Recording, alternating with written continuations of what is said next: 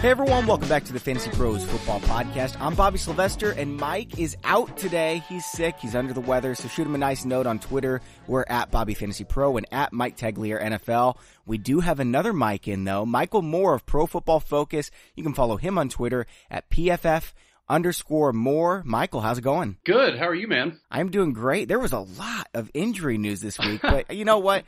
Besides that, there were some great games. It was a great week to watch football. Again, it's hard to quantify it that this season has been better than others, but it feels like every week it's always been some shootout or some fantasy relevant game. So no, it's been fun so far. Absolutely. Yeah, I'm loving all this scoring. I mean, I understand that the rules aren't exactly where everyone wants it to be, but I think that's the reason we're having so much scoring. And just all the great quarterbacks in the NFL, it's making it a blast. Like, really? Tom Brady might be like the 5th or 6th best quarterback at this point in his career, which is crazy. Yeah, and it really is reinforcing that narrative that quarterbacks don't matter as far as your fantasy drafts go, because you can get one much later. I mean, even Mahomes this year, I shudder to think where he was going before the season, and now he's just lighting it up. I wouldn't have drafted him in any league. Like a 2-quarterback league, of course I would, but he was outside my top 12. I'm not drafting 2 quarterbacks, so forget it. Yeah, no, and look, there were other guys with a track record that I think you would have felt safer with before him, but of course, like Matt Ryan, who's also crushing it. Right. I know. I mean, we're splitting hairs at this point. They've all been pretty good. So no, it's been fun though. Can't we all agree? Just like, why can't we make quarterback more important? Let's all go to 2 quarterback leagues and just make it more important. I will say my favorite leagues personally are definitely the 2 quarterback leagues. I mean, don't get me wrong. I'll always have the 1 quarterback leagues, but I mean, especially in those leagues, it's even trading. It's just so hard because everyone has one and seemingly nobody needs one. So if you have, say, 2 or 3, good to decent ones, you're pretty much stuck with them because you're not moving them. That's exactly right. So, Michael, here's the game plan for today. We're obviously going to talk about the waiver wire. This is the waiver wire show. We've got maybe 15 relevant guys to talk about. 2 of them that are great pickups, and we'll get to that here in a little bit. Obviously, they're injury related. We're going to talk about the injury news first, and then at the end of the show, we will each share 1 buy low guy and 1 sell high guy for those of you looking to trade. Before we get into the injury news, though, I want to say congratulations to Jeff from Florida, the winner of the Todd Gurley signed throwback Rams jersey. And we've got another contest coming up. So if you already submitted an entry, you're already in for this next contest. But if you haven't yet and want to get in, we've got a signed Davante Adams Green Bay Packers helmet. You can go check it out at fantasypros.com/contest. 1 lucky listener is going to win this bad boy, and it takes about 30 seconds to sign up. Again, that's fantasypros.com/contest. And we got this from Pristine Auction. I'm not sure if you guys have been on Pristine Auction, but they have all kinds of stuff for your man cave, right? They've got hundreds of lots that end daily. Everything is guaranteed authentic from only the most trusted sources. And you can find some really affordable prices, too. I mean, just listen to some of the stuff bought yesterday. A Michael Vick signed Falcons jersey, like old school, $58. A Michael Thomas signed Saints helmet, $55. There's values like this to be found every single day if you go check out pristineauction.com. That's PRISTINE. And don't forget to sign up for the signed Davante Adams Green Bay Packers helmet giveaway at fantasypros.com/contest. All right, now going on to injuries. Obviously, the biggest injury news is the breaking news that happened just before today's show. Ajayi out for the season with a torn ACL. Michael, this is huge news, and it seems like a perfect landing spot for Le'Veon Bell. I hadn't thought about that, but look, if there's any team that would do it, it would be Philadelphia. I mean, they have the roster to obviously compete after winning last year, and it's not like they necessarily would have to commit long-term. I mean, I don't think Le'Veon Bell would care because he's going to another winner. So I hadn't thought about that, but I don't know, man. I think Wendell Smallwood can maybe handle this if he had to. Oh, you think it's Wendell Smallwood? I mean, if you just look at what he's done this year, he's actually forced more missed tackles on average than Ajayi did. I think he could handle it if he had to. Now, as we know, it's not like Philadelphia and Doug Peterson necessarily go with a bell cow, but I think he could take a lot of snaps and be pretty efficient at it. Yeah, it'd be interesting if Le'Veon Bell did end up there. Like, what would Peterson do? Would he just keep using running back by committee? It would be extremely scary, I think, for everyone else, for sure. Absolutely. Yeah, it definitely would be. And he could play wide receiver, too. I was thinking it was going to be Corey Clement. Now, obviously, Josh Adams is going to be involved, too. I would expect Wendell Smallwood to be involved. But this is interesting because I've got Corey Clement as my number one pickup. I'm assuming you have Wendell Smallwood as your number one? It's one of those where, again, Peterson doesn't really favor one back or the other. I don't know. I mean, both are going to be, I think, good, but it's not necessarily they're going to be bell cow status. You know what I mean? I mean, especially PPR leagues, they're both going to have pretty good value. But, I would probably personally go with Smallwood, but I can't really knock the Clement pickup either.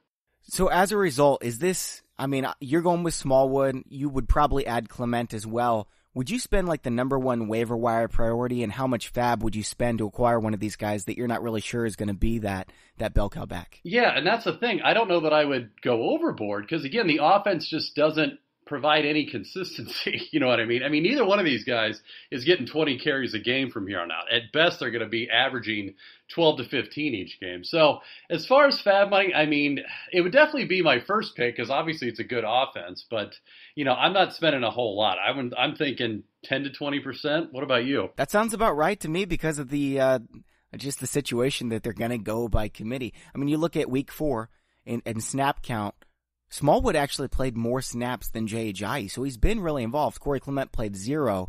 I'm just not sure that Smallwood is really your first and second down type of back.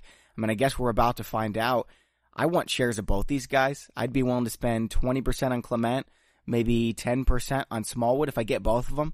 If I have the roster room to get both of them, that would be awesome. Do you think that there's any chance, though, that this backfield just turns over to Josh Adams and he becomes the guy? Because he looked really good in the preseason. Oh, I think so. And look, I give Doug Peterson a lot of credit. He's definitely not one of those traditional coaches that, is going to go to the veteran or the guy that paid their due. I mean, he's fairly forward-thinking / innovative, I think, when it comes to game plan. So if Josh Adams is lighting it up, I don't put it past Peterson to put him out there more. Okay, so the other injury news, there were 2 injuries with the Rams. Cooper Kupp, concussion. Brandon Cooks, concussion. I mean, based on what you're hearing right now, are you expecting these guys just to come back, or either of these a long-term issue? Would you pull up, their backup wide receiver, whoever it is, and get him just in case? I will say this. The Brandon Cooks one, I think, would concern me more, only because he's been there before, right? I mean, we remember the pretty big hit he took in the Super Bowl, and look, he got rocked yesterday. For those of you that didn't see it, I mean, it was a pretty scary hit on him. So the Seahawks, they're so physical. I mean, that entire game, they were I cannot believe how physical they play. I mean, I'm not going to say it's a surprise that they knocked 2 receivers out, but it's kind of not. So, either way, I mean, I would definitely take their backups. I mean, I'm not quite sure, who's going to take the lead on that. All I know is I want all the Robert Woods at this point. So yes, right. I mean, look, he's proven to be. And look, he didn't have the greatest track record in Buffalo, but again, what receiver did when they were in Buffalo? But now that he's in the Rams offense and proven to be, at least at this point, not only the healthiest, but one of the more reliable ones, even more so than maybe Kupp or Cooks. Yeah, I think Robert Woods is a fringe wide receiver 1 going forward. Wow. I mean, I think so as well. I'm surprised to hear anybody else say it, but you look at what he did before he got hurt last season, and he was right on the fringe then. They've got Brandon Cooks and Cooper Kupp, but all 3 of these guys are playing 97, 98% of the snaps. Those are 3 of the top 6 in football in terms of snap count percentage. So if any of them misses time, I would expect Josh Reynolds to be plugged right in and be useful, but not like an automatic start, like a maybe flex play. So I'd maybe spend $1 fab on him, but probably not any. I would just take him if he gets to me. Right, and it wouldn't surprise me. I mean, when all 3 of those receivers are healthy, meaning Kupp, Cooks, and Woods, I'm not touching any Rams tight end. But at this point, I may look at it. I may, it's possible that McVay uses those guys more just because they've obviously got more familiarity with the offense that they've been in there more. But as soon as those guys come back, meaning Cooks and Kupp, yeah, I'm off using a Rams tight end and I'm going back. That makes sense. Or they can just give the ball to Todd Gurley 40 times in a game. I mean, look, he scores 3 touchdowns a game apparently when there's no receivers left. So I'm all for it. It wasn't the greatest game either. He went 22 for 77 yards. And you look at Jared Goff's stat line, 1 touchdown, 2 interceptions. It looks pedestrian. I went back and watched that game and he looked incredible again. Yeah. I mean, and look, it's one of those where if that's a worst case scenario for Jared Goff week in and week out, okay. Literally, that's rock bottom for Jared Goff this season, and I'll take it. Meaning, the floor is so much higher than other quarterbacks that I will take that and have the ceiling go as high as it can go. Honest question, would you rather have him than Russell Wilson rest of the season? Yeah, I would. I think so too. It's not even like a question. It's not even that close to me at this point because, look, they've got the Rams and that offense is just humming along.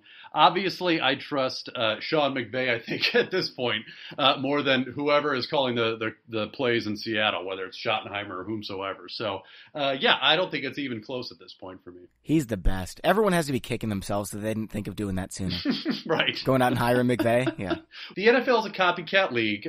We all know that. So it wouldn't surprise me to see a couple more guys in that McVay mold, meaning kind of younger, really an offensive whiz type, that are going to be hired this offseason. I mean, look, Lincoln Riley's a name from Oklahoma that we hear a lot that I don't know how he's going to be able to turn down 2 or 3 of the job offers that are probably going to go his way. I think that's fair. Now, the other injury news before we move on over to the waiver wire all the way is Matt Breida out with an ankle injury, and we actually don't know if he's going to miss any time. He's getting an MRI, and we expect to hear back about that shortly. Either way, I would expect 1 or 2 weeks missed, and this could be a long-term thing. So Alfred Morris is my number 2 pickup behind Corey Clement this week. Is that where you're going as well? Yeah, I mean, don't get me wrong, it's a pickup. And look, Morris has done pretty well in the limited time. I mean, look, his yards per carry is not going to show that. But, for example, his yards after contact per attempt is actually 19th out of 57 qualifying running backs. He's only forced 6 missed tackles. But, again, what that means is his offensive line is not doing great. But, look, he's making the most of it, I guess is what I'm trying to get at. And, look, if Breida is out a long time, I just don't see any other back on that roster that's going to challenge Morris there. Now, I think the thing to be careful with Morris on is, look, I'm a 49er fan, but as soon as the Jimmy G injury happened, I'm not going to say the season was over, but it was pretty close. So, I don't know how many games are necessarily going to be ahead or in contention. So that would be my concern with Morris is they're not going to be in a lot of situations where they want or need to run the ball, right? Meaning they're going to be behind a lot. They're going to be playing catch up a lot. That would be my concern with Morris. I mean, should he be picked up? Yes, absolutely. But I don't know that it's going to be a game changer for a lot of fantasy teams.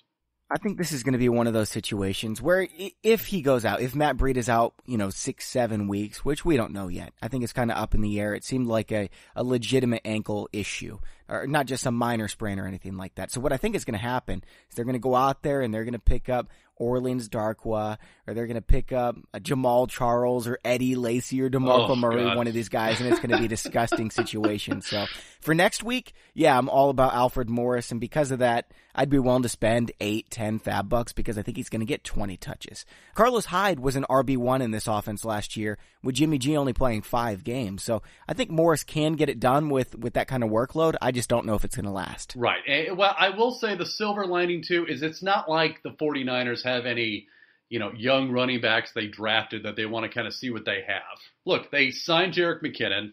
We saw how that worked out. They had Breida from last year. Now he's injured. It's not like they've got some, a young rookie that they want to throw out there and see what they got. So I think they're probably okay with Morris kind of sticking in there and kind of taking the carries and then just I don't want to say they're in a hurry to get this season over, but it could get to that point pretty quickly. Yeah, I think so as well. And it would be nice for the 49ers to have a nice high pick. Maybe they can go out and get themselves a dominant wide receiver to pair with Jimmy G for a long time. I really wish they would. I wish they would have. I mean, don't get me wrong. I was the biggest Pierre Garçon homer. I love Dante Pettis, but they just don't have that kind of alpha elite receiver type on the roster right now. So, and they need something. They need something to take the attention away from, apparently, the best tight end this side of Rob Gronkowski, George Kittle. All right, so we've already talked about a couple waiver wire guys, Corey Clement, Wendell Smallwood, Alfred Morris. We even talked about Josh Reynolds. Let's go to the running back position. Ronald Jones is sitting out there. Latavius Murray with Dalvin Cook maybe missing more time. Mike Davis kept getting work and looked good. Deontay Foreman might end up being the starting running back before long. He's supposed to come back week 7. Of all these guys, is there one that you like right up there with Smallwood, Clement, and Morris? I'll say I think the one that is going to go most under the radar this week, therefore probably the most likely you can get for fairly cheap, is probably Ronald Jones. Hasn't done a whole lot, but that job is wide open. And nobody there in Tampa has taken the lead on that. Peyton Barber, Jacquizz Rodgers is who he is. There's just nobody there. So I think for a guy like Ronald Jones, who admittedly has not seen a whole lot of action, I think the opportunity is there. As far as Seattle goes, I don't trust anything there that anyone says on the coaching staff there. I mean, you can't trust it. I mean, don't get me wrong. I was a big Chris Carson fan going into the season, but at the same time, you can't rely on anything they say or do there. I mean, they could wake up Sunday morning and go, you know what, I think we'll just throw Rashad Penny out there for 25 carries. If I had Chris Carson or Mike Davis, I would never start them unless right. like everyone else gets injured. Right. Because I don't know what to expect. Right. You really don't. And you know, it's not the greatest situation for fantasy teams. It may work for Pete Carroll. You know, they may keep opposing defenses on their toes with that strategy. But yeah, it would make me very nervous if I had to rely on either one of those guys. With Ronald Jones, I think that it is likely that he will be the starting running back within 3 weeks. I wouldn't be surprised at all if it happens this week if they just haven't told us yet, because when they went out there in the second half and Winston started, Ronald Jones was right alongside him, same in the preseason. Sometimes these teams just want rookie running backs to sit out a few weeks and learn the playbook a little more, and then they throw them in there. I don't think Jones is the most talented rookie running back. In fact, if he was on the Broncos, he'd be the third most talented rookie on that team, but it's not a good situation behind the offensive line, but a team that's going to put up a lot of points. They've got a lot of weapons, and I think Ronald Jones is going to end up being the starter. So yeah, grab him now while he costs $3-4 fat bucks instead of when he costs 50 in 2 weeks. Right. Well, and look, Tampa has shown they're not afraid to make a tough decision. What I mean by that is, look, they went over to Jameis Winston after Ryan Fitzpatrick lit the league on fire. Right? I mean, he was going nuts. And again, there's obviously a lot of other factors with that, but that wasn't, I think, the easiest move to make, especially after the 3 weeks Fitzpatrick put up. So I say all that to say I don't think it's beyond Tampa to make that move. And look, it's not like Peyton Barber or Jacquizz Rodgers, like I said, are putting up much of a fight. I think that job is wide open. And look, they drafted Jones in the second round. They obviously liked him going in. So short of him just completely, screwing up that opportunity, I agree with you. I think he could be the starter in 3 weeks or less. They should have drafted an offensive lineman.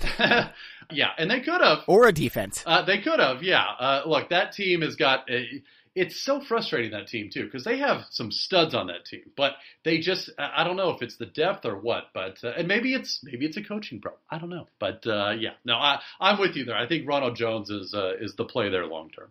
So I agree. I've got the same top four as you, maybe not in the same order, but right after them is Latavius Murray. I think you can use him for one more week, and who knows what's going to happen with Dalvin Cook. Maybe they shut him down long term. He's just not right. There's a reason that he's not playing right now. And Murray, we've seen him in this offense. He was very good last year with Jerick McKinnon there when Dalvin Cook was gone. McKinnon is gone. Right? And, they've got Mike Boone and they've got Rock Thomas, but this is Latavius Murray's backfield, and I expect him to be startable every single week that Dalvin Cook is out. So I wouldn't mind spending $2 or $3 fat bucks on him as well. Yeah, no, I completely agree. Look, that is a good offense, and I want, the starting running back of that offense. I mean, is he going to be, again, a bell cow? Probably not. And look, did he get vultured this weekend? Yeah, he did. But that doesn't mean that he's not going to have some value there, especially in that offense. And look, once that offense gets going, and there's going to be easier weeks, they're going to be up a lot. They're going to be, wanting to run the ball. Yeah, I think Murray will be just fine. And I agree with you about Cook. It's getting to the point now where he's a walking injury case. It's like him and Fournette are very sensitive as far as getting an injury. So I would definitely want whoever their backup is on speed dial. What do you do with these guys? I mean, if you have Dalvin Cook or Leonard Fournette, do you trade them for pennies? I wouldn't do that. I think it's a very good, valuable lottery ticket to have. Meaning, look, I'm not saying that you should jump ship. I think you should keep them because, look, there are going to be those weeks when they are healthy, and you do want them, and they are going to be better options than most other players at that position are. But at the same time, I would much rather keep those guys as a lottery ticket than having to kind of scrape the barrel and get guys that, may get only 10, 12 carries a game. If I'm sitting at 4-1 or 5-0, I'm calling those owners right now and I'm saying, okay, what do you want for these guys? Because I mean, I would expect them to be healthy during the playoffs. And if they are, you've got top 10 running backs. If you're one of these teams that's got 4 or 5 starting running backs, package 2 of them because teams are desperate out there, especially the Leonard Fournette and Dalvin Cook owners who are like, well, I expected these guys to help me and they're killing me. Right. And look, these injuries, while they are serious, are not torn ACLs. They're not season enders. So they're going to come back at some point. It's just kind of a guessing game when. But I agree with you. I mean, these guys can potentially help you win your championship when the time comes. So if there's a deal out there to be made for two, mid-level guys in exchange for one of these guys, yeah, I agree with you. I would do it all day. We've got the Houston situation as well, where Lamar Miller is banged up. Alfred Blue had to get 20 carries the other night, and he's not very good. I would not tell anyone to pick up Alfred Blue, even if he was starting and we knew that Lamar Miller was out. I think Deontay Foreman, it depends on what he looks like, because when you come back from an Achilles tear, you're a different running back usually, but he was so good last year at the end of the season. It seemed inevitable that he was going to steal this job from Miller. He took a little while to recover. Apparently he's going to be back week 7. Do you think that you pick him up and stash him right now?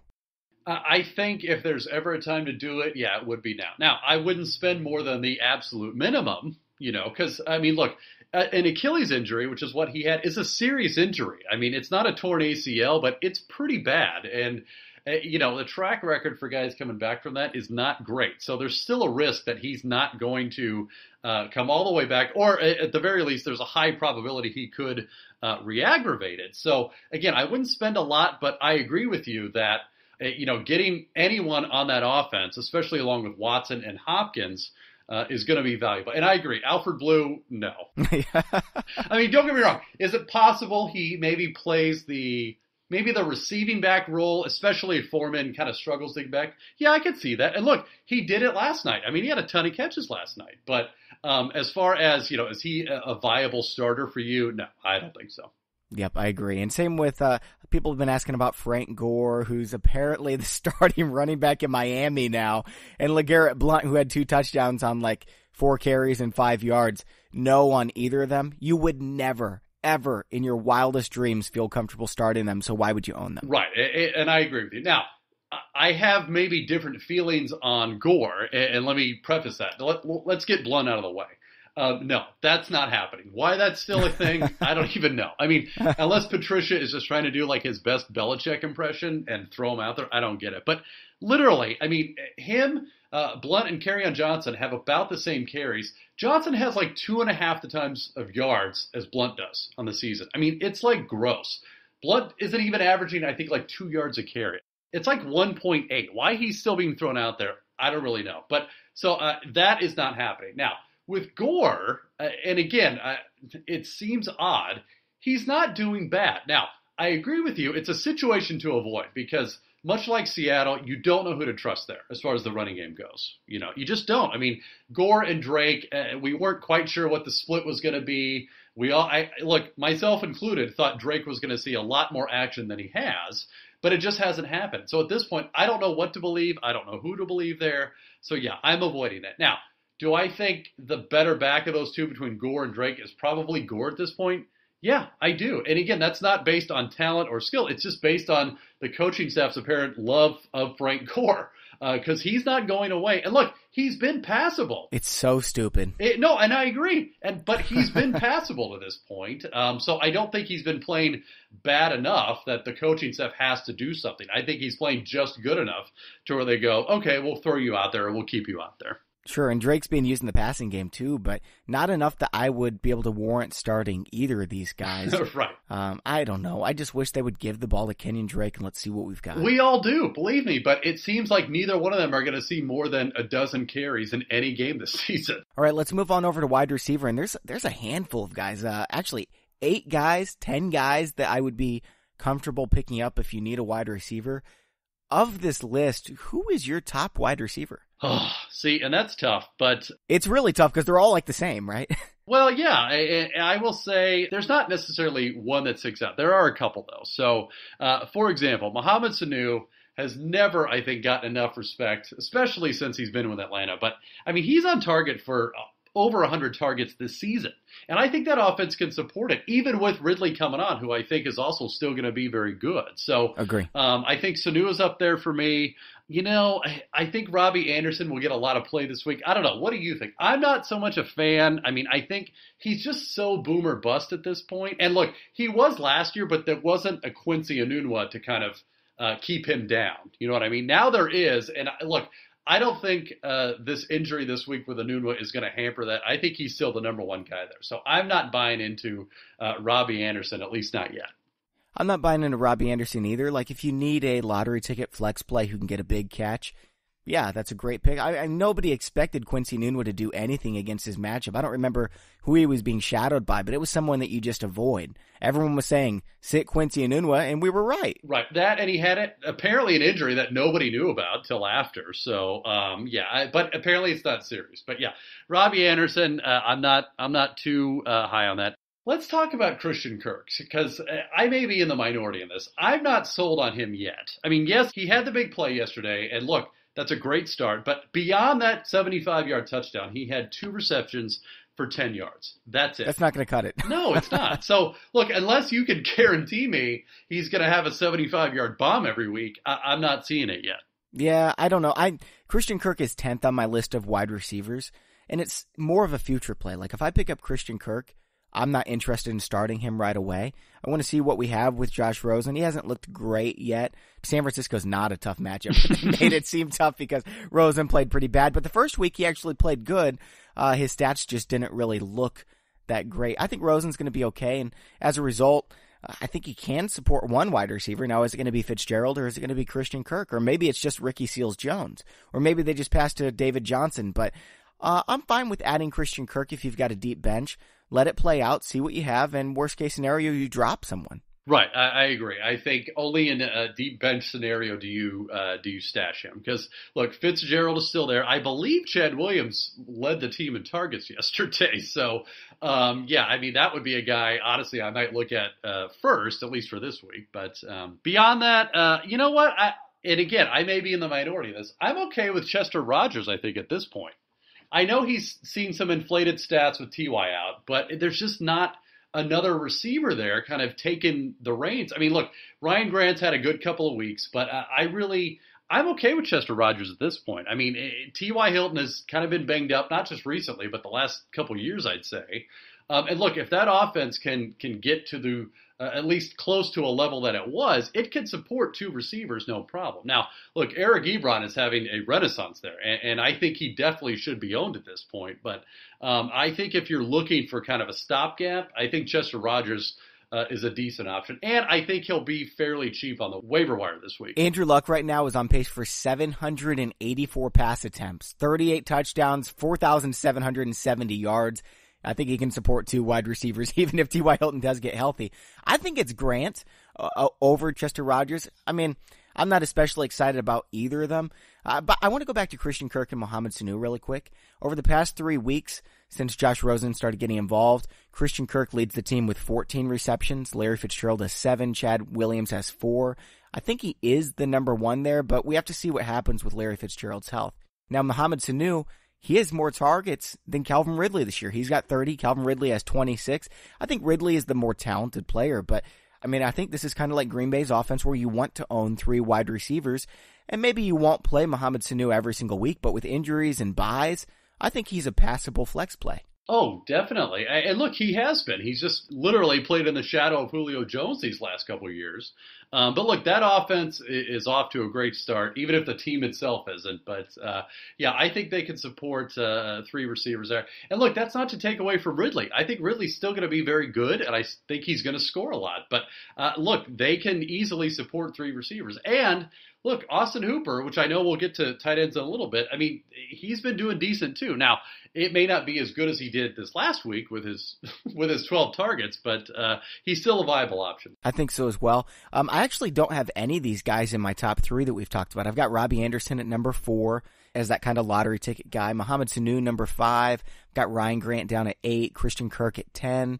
I've got Chester Rogers at 12 with Cortland Sutton in between. We don't really need to talk about Sutton. He's kind of like Christian Kirk, but less because he's the number 3 receiver. More talented, but Case Keenum's throwing passes, so I don't think you can support 3 wide receivers. My number 1 is Marquez Valdes-Scantling. And I understand that Randall Cobb is going to be coming back. Geronimo Allison's going to be coming back. But Marquez Valdes-Scantling, he's 6'4". He ran a 4.37 40-yard dash, huge broad jump. He's got a huge wingspan. And I think that Randall Cobb has played bad enough that Valdes-Scantling could play himself into a sizable role. He's not going to pass Geronimo Allison. Maybe he's going to be useful for one more week, but this is a long-term play. I think he's going to be the number 3 wide receiver the rest of the season for Aaron Rodgers, who I would bet is going to finish the year as the number 1 fantasy quarterback. You can say what you want about Mahomes, Matt Ryan, all these guys. I still think it's Aaron Rodgers. I want 3 of his receivers, and so I'm adding Valdez-Scantling now. I'm not spending more than $2 on him, but he's my number 1 receiver. Yeah, no, I agree with that. And look, he looked good this week, and it seems like the Packers receiving core is just really banged up. I mean, obviously you had Allison, you had Cobb, but even Davante Adams was fighting injury this week too, so but I agree. That offense, much like the Falcons we were just talking about, can easily support more than one receiver. And look, now's the time to get in on that, because once he has another good game or two, it's going to be too expensive for you. What do you think about Kiki QT? Because I know Will Fuller's there, DeAndre Hopkins is there, and Deshaun Watson's great, but he's no Aaron Rodgers. I don't know if he can support 3, but here's the thing. I went back and I watched the tape. Kiki QT looks like a better receiver than Will Fuller. I mean, I don't think they're going to phase out Will Fuller, but what do we do here? Right. No, I agree. I love him. Look, I don't know how many leagues he's going to be still available in, especially after last week when he had 75% of leagues right now. Wow. Really? Isn't that amazing? That surprises me, because, I mean, he had a huge week last week. Yeah, we were he had 16 targets in his first NFL game, 11 receptions. We were begging people to pick him up. Right. So, wow. Okay. Yeah, no, pick him up. That would be that actually would be my top guy, quite honestly. And look, they don't have a tight end right now that is going to threaten anything there. We just talked about the running backs. There's not a running back there that I think strikes a lot of fear in anyone. Look, it's very possible he ends up as Watson's number 2 target by the end of the season. And look, that offense can support 2 receivers. I mean, we saw it last week. I mean, look, Hopkins is still going to get his, and I'm not saying that anything's going to take away from that. But as far as a number 2 guy, look, I think it's very possible Kuti does that. So yeah, if he's available, he would be my number 1 guy. If Kiki QT is available and Quincy Enunwa, who's just 52% owned, Geronimo Allison 54% owned, let's say those are the top 3 on your waiver wire. Are you still picking up QT over those guys? That's hard. I may not over Enunwa, only because I think Enunwa is a true top target there, but 28% target share. Lock it in. Yeah, I think Enunwa is the guy to own there, but beyond that, no. Kiki's pretty good. No, I would rate him pretty highly on that. I think I'd rather own Geronimo Allison than QT, but he's right up there. So I've got, I'm spending $2 on him, and the reason why, he's a quality player, but there's so many quality receivers. I don't want to spend any money on these guys, right? Because if I don't get him, so what? I pick up the guy who's right behind him. Right. Yeah, and I don't know. It would be a good conversation to have on who is more likely to cost more, I guess, this week, Allison or Kuti. But no, all things being equal, I could see getting Allison first. Obviously, he's in a more conducive offense to his fantasy stats. To me, I just like the big play of Kuti. I think he could go off for a long bomb at any time. Yeah, definitely. Now, my number 3, D.D. Westbrook. I actually like him more than Keelan Cole. I was a big Keelan Cole fanboy all preseason until Marquise Lee went out, because then I thought D.D. Westbrook is going to be the guy who gets all the targets here, because that's who he is. He's a target machine. He's a run after the catch absolute monster, and he's led the team in targets, receiving yards, receptions. Actually, Dante Moncrief might have passed him up in targets because he had 16 this past week when Blake Bortles threw the ball 60 times. But regardless, D.D. Westbrook is being utilized quite a bit. Say what you want about Blake Bortles. He was awful, but you know what? He was also a top 5 fantasy quarterback this past week. And because of that, he's been the number 1 fantasy quarterback over an 11-game sample size. So, I mean, I'm fine with playing D.D. Westbrook each and every week. Oh, yeah. No, I agree with that. And I would definitely take him over Moncrief. I think he's been way more consistent. Moncrief, again, just has a lot of that boomer bust. It's kind of Robbie Anderson-esque for me. I mean, look. Yeah, he's got 482 air yards, which by far leads the team. Right. And there's just some weeks he could see 2 catches or 1 catch, but at the same time have a big week like he did yesterday. Whereas I think Westbrook is definitely more consistently part of the game plan there. And look, I think on a talent level, skill-wise, I think Westbrook's the best one. I agree with you, over Cole, over Moncrief. Now, as far as are they able to work him in on that game script with, whatever it is Bortles is doing? Hopefully. But no, I agree. If Westbrook is available, he would be very highly rated for me too. You know, I think all three of these guys are actually very talented. We don't know because they're playing on the Jags. Like, I mean, Right. remember, they had Allen Robinson, and Blake Bortles was still Blake Bortles. I really think that these guys are kind of like the Detroit Lions wide receiver core, just the light version. Like Dante Moncrief is the Kenny Galladay light. D.D. Westbrook is the Golden Tate light. Keelan Cole is the Marvin Jones light. We just aren't ever going to know what these guys are because of Blake Bortles. You could run any of the three out there in your flex any week and not feel good about it, but it's not the worst case scenario. Yeah, I think that's a good way to put it. I mean, neither one of these guys is going to win you a championship, but are there weeks where they could be your flex that they see, literally 10 catches for 150? Absolutely. And I agree with you. We're not going to know, unfortunately, what this offense is capable of with Bortles there. I mean, you just see some of the passes he makes and you're going, what are you doing? Like, why? Can we please get rid of him? Right. I mean, I feel like I'm going back and forth every week. He was a good start last week. I'm not taking that back. It worked out. But, like, as a Jags fan, can we just get rid of Blake Bortles, please? And it's such a disparity between fantasy and real life, because, look, real life, I mean, especially like the first half of these games, it's just not happening. And then, look, he cleans up in the second half because they're down 30 points. So, of course, he's dumping it off. Yeah, he's the garbage time machine. Can we just give me Cody Kessler? I can't believe I'm saying that, but seriously, just let him start. Fantasy aside, you just wonder, why didn't they draft Lamar Jackson? Why didn't they trade for Teddy Bridgewater? It just baffles you sometimes. But anyway. It is sad. I've got D.D. Westbrook as number 3 on this list, Dante Moncrief at 6. The only other guys I wanted to mention, Taylor Gabriel, he just had a ton of targets. I don't think Trubisky is going to put up 6 touchdowns every game, but it's someone to monitor with Anthony Miller being out for a while. Josh Reynolds, we mentioned. Des Bryant's probably not going to sign soon, but you could pick him up if you've got a lot of bench room. Rashard Higgins caught a pass. I think he's better than Antonio Callaway right now. And then David Moore scored 2 touchdowns. This is someone I loved in the preseason. I wasn't telling anyone to draft him because obviously he was buried on the depth chart, but if he continues to get on the field, I think this is an excellent receiver. Well, and it's one of those situations where it's not like the receivers ahead of him are locks. I mean, that competition's wide open. And especially for a team like Seattle, who, again, is probably going to be behind a lot, probably going to be passing a lot.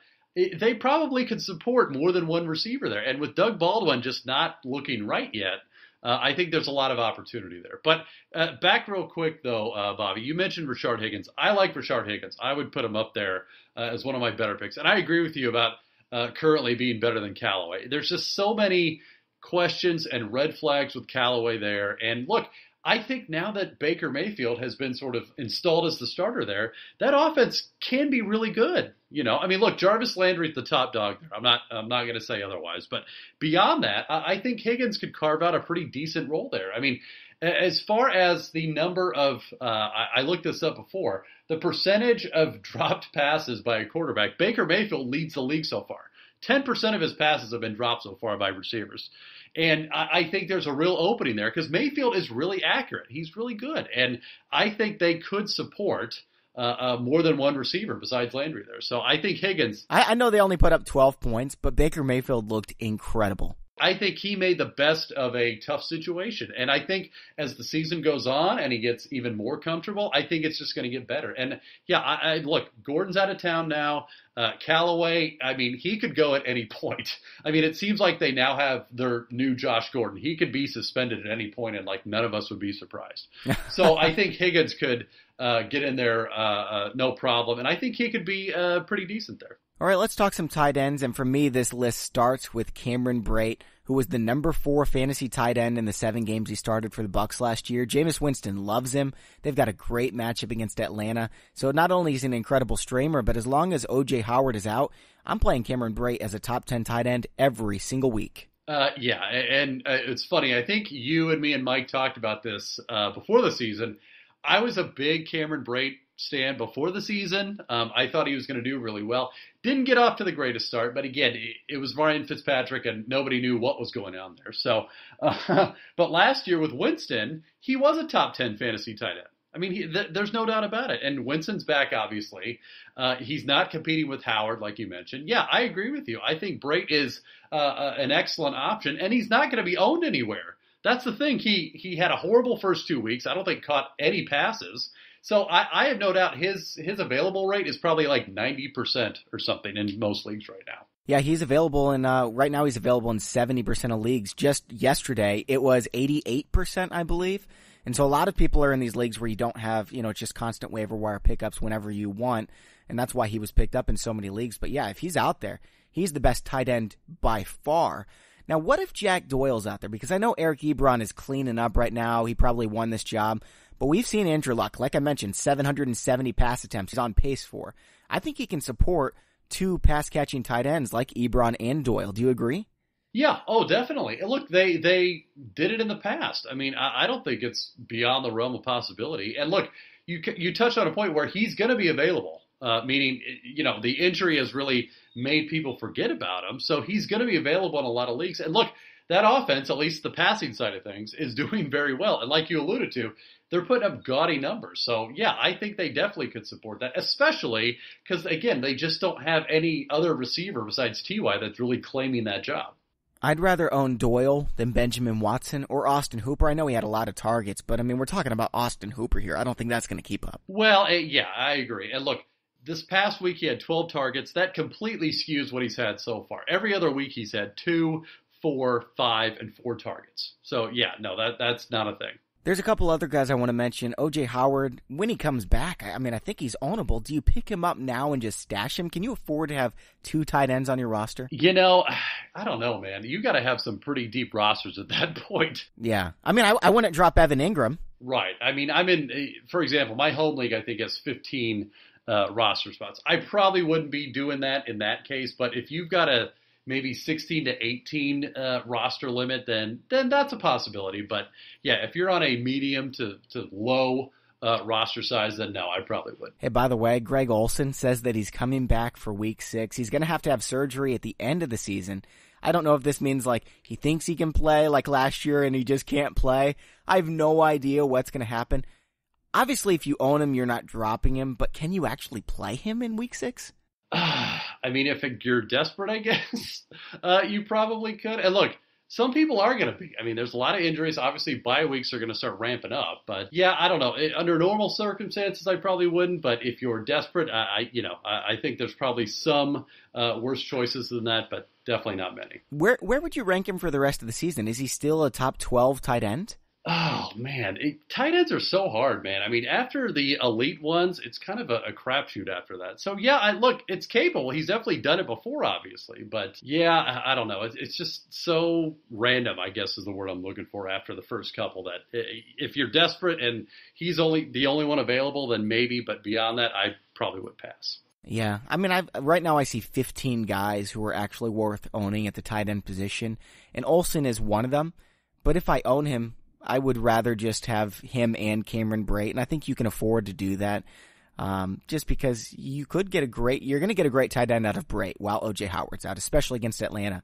And Greg Olsen, I mean, remember, he was being drafted like 60th, 70th overall. This is somebody that, if he's healthy, he can be really good. He can be the tight end 4. He could be. I'm worried that people are going to take him at his absolute ceiling at this point. And they're going to remember how he was as opposed to what he is, which, look, even the games going into his injury, it's not like he was lighting it up. I mean, he had a very good playoff game last season, but beyond that, it just didn't look like the same Greg Olsen, and I think he's been gone long enough that the Panthers offense has kind of, I don't want to say moved on, but kind of evolved without him. You've got McCaffrey. You obviously got guys like Funchess and even Curtis Samuel's scoring touchdowns now. So yeah, I would. It's very risky. I mean, don't get me wrong. If you've got the bench space, maybe, but I definitely wouldn't be relying on him when he comes back. Now, let's say all these guys are owned and you're desperate at tight end. You got to pick somebody up. Maybe your guy's on a bye this week. You have Benjamin Watson or one of these other guys. Who are you picking up? Is it C.J. Uzomah? Maybe Nick Vannett against Oakland? I'd probably lean more towards Vannett than any Bengals tight end, just because I'd kind of want to see who the starter is going to be there first, right? I mean, look, and we should have seen this coming. Tyler Eifert cannot stay healthy to save his life. He just can't, and I think people need to accept that. But after that, we don't know which tight end is kind of the man there, So I would, at least for this week anyway, go Vannett. And again, it goes back to what we mentioned before, which is that job is wide open. as far as who's catching the ball there. And they're going to be throwing it a lot, make no mistake. So I'd probably lean Vanette in that case. I mean, we touched on Hooper. I think the 12 targets yesterday was an anomaly. Brait, I think, as we mentioned, he'll be readily available. But beyond that, it just gets very, very difficult because, like we talked about, it's just a crapshoot once you get past the top 4 to 5 tight ends on that, just because the workload is just not guaranteed for any of those guys. Maybe Hayden Hurst if you're really desperate. I mean, because Baltimore used him extensively in the preseason before he got hurt. I think they have big plans for him. He's a polished rookie. A lot of times you don't want these rookie tight ends, but he wasn't really used in week 5, so I don't know what to tell you. Yeah, look, the funny part is, do I think the Baltimore offense could support a tight end? Absolutely. I just don't think they have settled on one yet. It's kind of a rotating chair thing. I mean, they've got Max Williams there who is contributing. Hurst obviously has been hurt up to this point, which he could see some action soon. They've got Mark Andrews, who they also drafted. You just don't know which one they're going to kind of rely on from week to week. Nick Boyle as well has been used. I mean, if they could settle on one, then I would name one of those guys as a low-end tight end one option. But until they do, you just can't trust any of them. I think that it's going to end up being Hayden Hurst, but I mean, it's not like I'm expecting him to be a top 12 tight end, so I would not pick him up right now. Hey, let's move on over to the quarterback position. And if you need a streamer or if you need a long-term guy, I think Jameis Winston is the answer. He's still available in 80% of leagues going up against Atlanta. This is a guy who, when he was healthy, if you prorate his stats out to 16 games, 4,900 yards last year would have led the NFL, and he's available in 80% of leagues with all those weapons we talked about. I mean, Ryan Fitzpatrick was awesome in this offense. Winston's a lot better. Yeah, I agree. And look, it's one of those, he's not a championship winner, I think, for anyone, but with how available he is, it's a great pickup. And look, fantasy-wise, he's been on that fringe quarterback one level every year he's been in the league. That's just who he is. He's never going to be, in my estimation, a top 5 fantasy quarterback, but is he going to be a top 15 quarterback like clockwork? Yeah, he is. So, yeah, if he's available and you need either a backup or maybe you have a quarterback that got injured or whatever, I think he's a great option. And especially because so many people, I think, forgot about him because of the suspension. I think he's a great pickup at this point in the season. I've got him in that tier with Andrew Luck, Jared Goff, Phillip Rivers, Russell Wilson, Ben Roethlisberger, Carson Wentz. I mean, those guys are all startable most weeks. If I was the manager, I would just stream one of those guys, whoever's the best one each week. But if you're one of these guys who needs a quarterback right now, I think Winston is the answer. I wouldn't even really consider anyone else if Winston's available. Oh, I agree. And you alluded to it. It's the weapons he has now. It's the best he's ever had obviously Mike Evans is there. Deshaun Jackson, it looks like, the Deshaun Jackson of old. But look, Chris Godwin's really come on. And then they've got Howard when he does come back healthy. And then Cameron Brate. That's 5 legitimately good options that he has in the passing game, not even counting anything they get from the running game, if anything. Now, let's say you miss out on Jameis Winston. You need another streamer. Which way do we go? Because it gets ugly really quick. Like, do we go down to Josh Allen, who's going to be running the ball? He always runs the ball, but it's against Houston. Eli Manning, do we trust him in the rain against Philly? I don't want to. Mitch Trubisky against Miami, he had one good game. Dak Prescott's going to Jacksonville. He's a no. Baker Mayfield's available in 60% of leagues, but against the Chargers pass rush. If those were my options, I think I'd still go Mayfield. I think he would give me the best shot. A guy that probably isn't owned a lot. Joe Flacco's been pretty decent. Now, again, not a guy I think you should pick up and start every week, but for streaming purposes, he's averaging 300 yards a game. And he's thrown multiple touchdowns in 3 out of the 5 games this season. 55 attempts, 40, 42, 56. Flacco's throwing the ball a ton again. It's a lot of volume. I don't think he's ever seen before. So, and look, we're not quite sure the reason, but he's probably got his best group of receivers, at least from top to bottom, that he's probably ever had. Not to say that any of these are better than receivers he's had in the past, but as far as depth goes, between Crabtree, John Brown, and Willie Snead, I think that's probably the best group of receivers he's had. So it's not a surprise that he's able to put up some pretty decent numbers there. Not to mention, again, it's not like the Ravens, I think, are going to be very good this year. I think they're going to be in a lot of close games. They could be down a lot in some games, and I think they're going to be throwing it a lot, which I think is perfect for Flacco and these streaming purposes. I think you're right. I think it's Flacco after Winston, even over Baker Mayfield for me. He's on pace for 726 attempts, 4,960 yards. Flacco could get 5,000 yards this season. Yeah, I look, and he's done it all under the radar, too. People aren't realizing he's chucking it, and again, it's not like any one receiver is kind of taking that over, but he's kind of spreading it around. And look, they're all contributing. Now, they may not be wide receiver 1s or 2s at this point, the exception being John Brown, but look, there's a good group of receivers there that is conducive to this. This is absolutely amazing. So he's on pace for 4,900 yards. He is 8th in the league in passing right now. Yeah, I believe it. And again, this team is not necessarily a Rams or a Chiefs where they're going to be out ahead a lot. They're going to be either in contention in a lot of games or down some, and they're going to be throwing it a lot. And with their seemingly aversion to using Alex Collins in the running game, it just makes sense that they're going to be throwing it a lot more. By the way, Blake Bortles has more passing yards than Patrick Mahomes. Did you know that? I didn't, and that's gross, but, it is what it is. And again, that just even more so shows the disparity between real life and fantasy. With Leonard Fournette out, would you consider playing Blake Bortles again? Like, I know that it was ugly with the 4 interceptions, but he was the QB5 last week. Would you play him against Dallas? For streaming purposes, I would. I mean, why not? Unless you've got a sure thing like a Mahomes, a Rodgers, a Breeze, why not? There's a lot worse options, and especially against that defense. The Cowboys, don't get me wrong, have played decent at times, but they're definitely a kind of bend, not break defense that will break at some point. I think so as well. All right, Michael, let's go on over to DST now, and then we'll give our buy low, sell high guys of the week.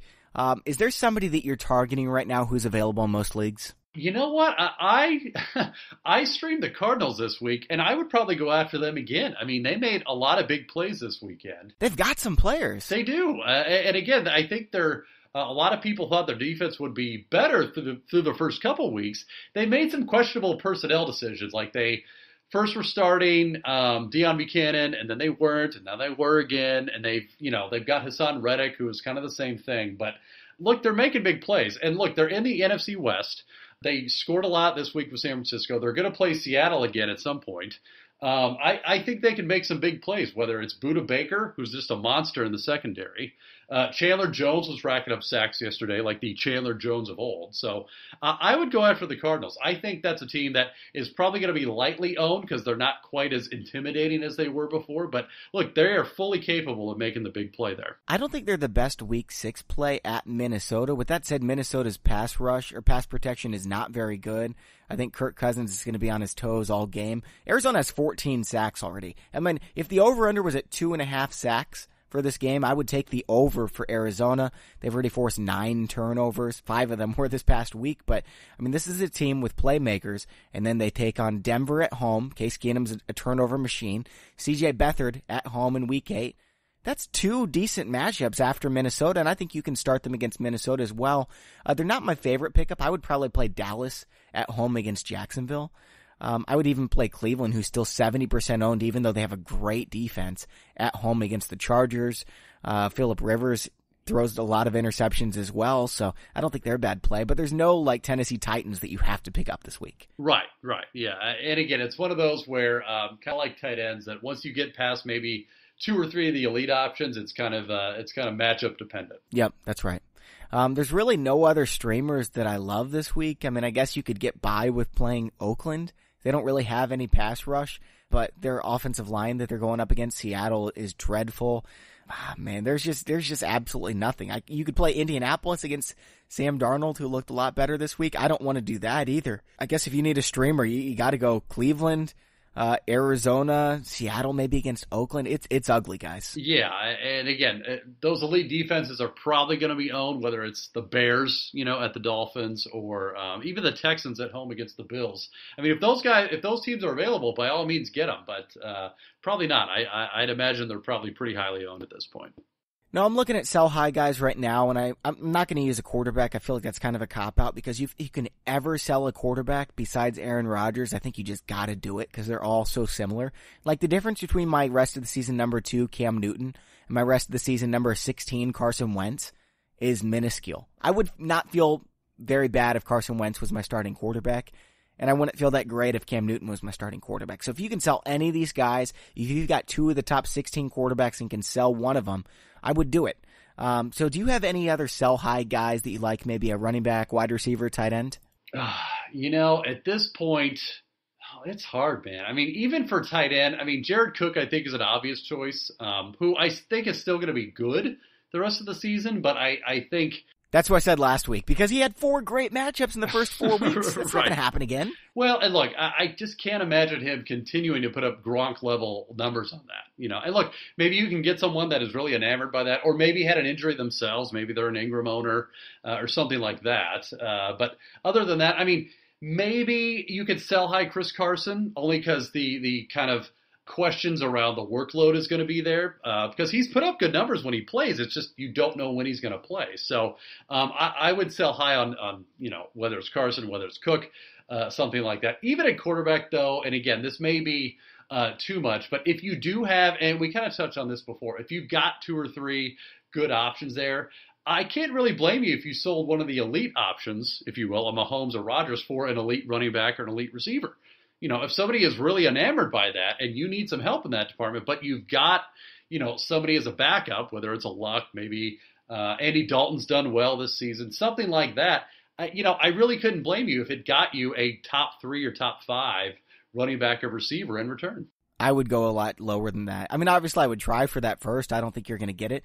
But honestly, I would take Pat Mahomes for Corey Davis. Tags and I both said this 3 weeks ago, and it stands as is. I would definitely trade Pat Mahomes for Corey Davis, and I would not even think twice about it. And I agree. It's one of those where, depending on what your team makeup is, if you're really hurting at a position, you've got a Mahomes, a Rodgers, a Breeze, something like that, it only makes sense. Because, look, as we touched on, you've got Jameis Winston, who is readily available, and you've got some other guys that if you had to, you could stream. But, if you're in that kind of position, and I've seen it happen already, I would definitely do it. I would sell high end James White, and I know a lot of people are going to say, well, that's kind of an obvious one, but I think a lot of people would say, why would you sell James White? And that's why, is because there's somebody out there like that second person who, why in the world would you sell James White? He just had 8 receptions for 68 yards. He ran the ball 8 times for 44. If Tags was on the podcast, I think he might be one of those guys. But I would gladly sell James White to Tags because they've got Josh Gordon who's getting involved, Julian Edelman getting back involved. They've still got Chris Hogan. Sony Michel's getting a huge workload, and every single week his yards per carry get better. I just don't see James White continually having this, RB2 performance. I think he's someone you can play each week, but I think some people are going to think he's a top 15 rest of the season running back. No, he's not. They're going to pay you like that, and you should take it. Oh, completely. And yeah, I completely agree. I think now is the time to get out from under that because, like you said, they've got Gordon coming on. Edelman, I think, is the big X factor there. I think the Patriots really missed him. I think Tom Brady really missed him. And look, did he rely more on James White kind of in that short to intermediate range with Edelman out? Absolutely. But now that Edelman's there, look, he's going to be a target hog again. That's what he does. So I look for James White to be, he's going to be no less than an RB3 or 4. But I agree. At top 15, definitely not. Especially, I think, as Michel gets more involved in the offense, gets more comfortable in the offense, I think you're going to see a lot more of him. My buy low guy right now is Doug Baldwin. Yeah, he only had 1 catch for, what was it? I don't know, 15 yards or something like that. He just completely disappeared. And I guarantee you his owner was thinking, well, when Doug Baldwin comes back, my season is going to be rescued. And now he's panicking. He's like, well, what do I do? Put Doug Baldwin on my bench? He didn't even get thrown to. Guys, Doug Baldwin is going to be fine. Doug Baldwin is Doug Baldwin. He's going to eat. When he's fully healthy, he's the only wide receiver on this team. You can say what you want about Tyler Lockett. I am not a believer. I think he's just kind of a fidget piece. I think Doug Baldwin is the clear-cut number 1, and he's going to be awesome. As soon as he's healthy, he will be a top 12 rest of the season wide receiver for me, and I think you can buy him as if he's like a low-end wide receiver 2, high-end wide receiver 3 right now. That's a steal, guys. Oh, I agree. And again, it goes back to I don't know that there's that competition is just wide open there as far as receivers go. There's not anyone taking control of that job. I mean, it would be a different scenario to use as an example, like in Pittsburgh, where I think you could honestly say Juju Smith-Schuster is really good and would challenge Antonio Brown for kind of top dog status if Brown ever got injured or went away or whatever. That's not the case in Seattle. I agree. I don't think Tyler Lockett or anyone else is ever going to challenge Doug Baldwin for the targets there. It's just not going to happen. So as long as Baldwin's there with the current crop of receivers, I agree. I think he's going to be the top dog there for a while. All right, Michael, who's your buy low guy? And again, I kind of alluded to it before. I know Alex Collins hasn't seen the action so far, but I still think he's really good. And look, I think he is going to be dirt cheap at this point. And look, he's been very effective. It's just the volume is just not there. And I think that's a case where, kind of like last year, where he really came on more towards the end of the season, I think that will happen again. I think he'll be more involved in the passing game than he has been. And I think there's nothing to take away that he's going to be the top running back necessarily. He may not have fulfilled the RB2 status that I think we hoped he would preseason, but I still think he'll be a valuable piece. And again, super cheap that you can get right now. If Alex Collins can hold on to this job when Kenneth Dixon comes back, I think he's going to, but if he can, listen to this. Week 13, Atlanta. Week 14, Kansas City. Week 15, Tampa Bay. Week 16, Chargers, who have been lit up by the run as well. 4 straight incredible matchups. Guys, Alex Collins he's going to be on a lot of championship teams. Completely. And again, he's so cheap right now. I mean, he was cheap to be drafted, but even after this first month, which admittedly he has struggled on, I think he can do some good things there. Who would you rather have between him and like Devontae Freeman, Deion Lewis, Phillip Lindsay? Is Alex Collins your number one of that list? No, I would still put Freeman there because I think he has that job locked up. But after that, he would definitely be my number 2. The other guys, I'd just be concerned about consistency, quite honestly, whereas I think Collins has a lock on that job. He just needs to see more volume there. Yeah. All right, Michael, well, that's all for today's show. Thank you for taking the time to come on. Always great to talk to you. Thanks. I appreciate it, man. And thanks to the sponsor of today's show, pristineauction.com. That's Pristine. And remember, we're giving away a signed Davante Adams helmet from them. You can sign up for that at fantasypros.com/contest. Takes about 30 seconds. Again, that's fantasypros.com/contest. All right, everyone, we've got 2 more shows coming out this week. Make sure to hit the subscribe button on iTunes if you haven't already. That way you don't miss out on any episodes. Thanks for listening, and enjoy your football. I just wanted you to watch me dissolve.